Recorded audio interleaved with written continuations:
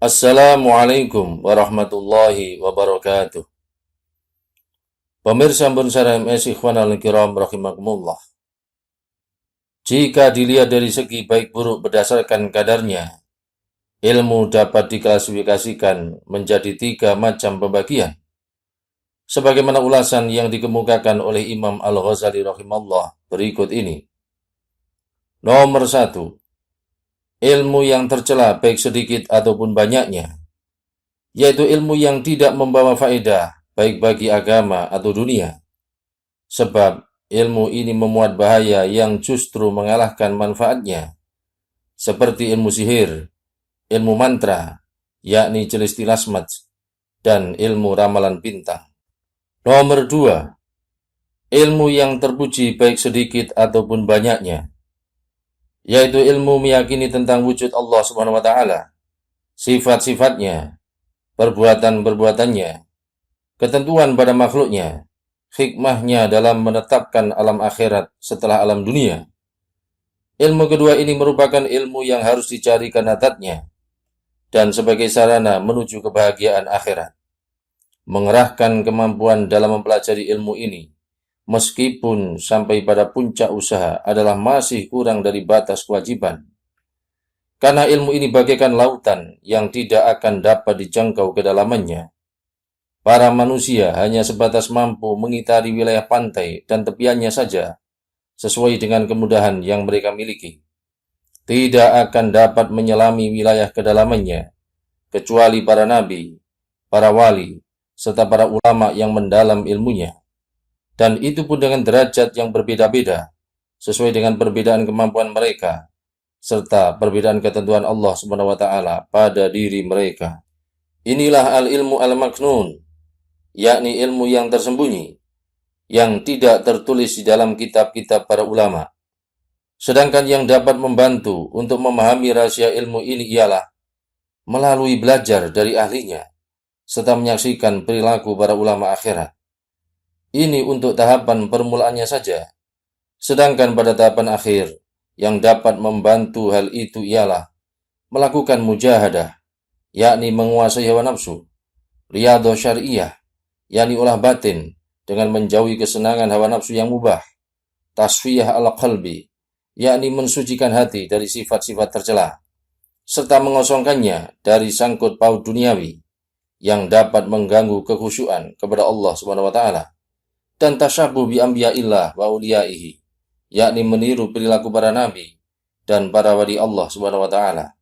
Dari sinilah setiap orang yang berusaha untuk meraihnya akan tampak kadar anugerah yang telah ditentukan oleh Allah Subhanahu wa Ta'ala pada dirinya, bukan kadar usahanya.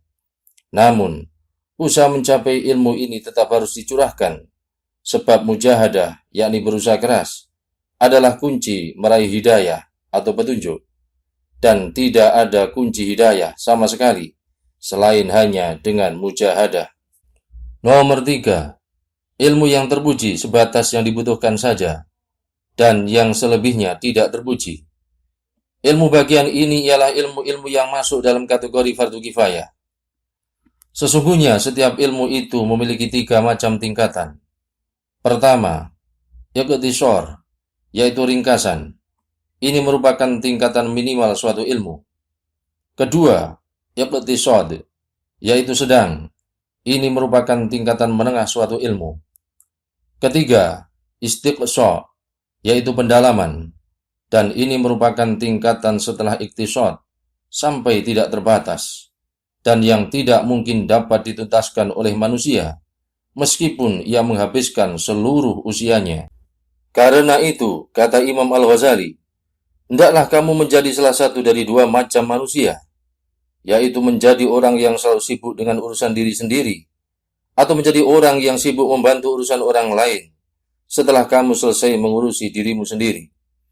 Jangan sekali-kali kamu sibuk dengan urusan orang lain sebelum kamu sendiri memperbaiki dirimu sendiri. Dan jika kamu sibuk dengan urusanmu sendiri, maka janganlah kamu menyibukkan diri kecuali dengan ilmu fardhu ain atau kewajiban individu sesuai dengan kondisi yang sedang kamu hadapi, serta wilayah yang sangat terkait sekali dengan amal-amal zahir, yakni mempelajari tentang sholat, toharoh atau bersuci, dan puasa. Namun, ada juga ilmu yang lebih penting sekali dan yang biasa diabaikan oleh kebanyakan orang, yaitu ilmu tentang sifat-sifat hati, meliputi sifat-sifatnya yang terpuji dan yang tercela. Sebab, setiap manusia tidak mungkin terbebas dari sifat-sifat hati yang tercela, seperti sifat khiris, yakni rakus atau tamak, hasad, yakni iri hati, riya, yakni pamer, kibir, yakni sombong, dan semua golongannya. Sementara seluruh sifat-sifat semacam ini adalah mencelakakan. Demikianlah pembahasan dalam tayangan video kali ini. Semoga membawa manfaat dan keberkahan bagi kita semua di dunia dan akhirat. Rabbana taqabbal minna innaka antas sami'ul alim wa tub 'alaina innaka antat tawwabur rahim. Allahumma inna nas'aluka 'ilman nafi'a wa rizqan thayyiban wasi'a wa 'amalan mutaqabbala wa shifaa'an min kulli da'. Amin ya rabbal alamin. Wallahu ta'ala a'lam biswab. Wassalamualaikum warahmatullahi wabarakatuh.